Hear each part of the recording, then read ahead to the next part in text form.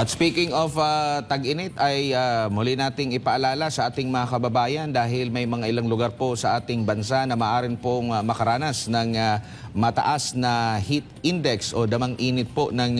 panahon. No, ito po ang mga lugar po mga kapartner na posibleng makaranas ng hanggang 43 degrees Celsius. Dito po sa Metro Manila, particular sa NAIA Pasay City, sa ISU Etiaga Isabela, sa Sangli Point, Cavite City, Dagupan City, sa Tuguegarao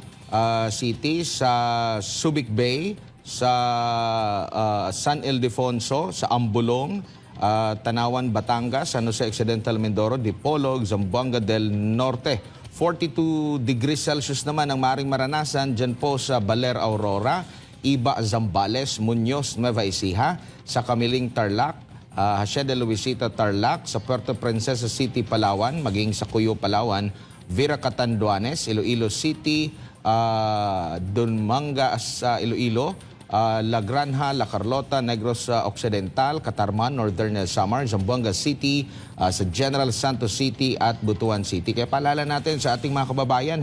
kung kaya pong iwasan yung matinding sikat ng araw, mababad po, naku po, iwasan nyo na po. At syempre, huwag pong kalimutan, magbaon po ng mainom na tubig at panatilihing hydrated po ang inyo pong mga katawan para makaiwas po sa posibleng masamang epekto dala po ng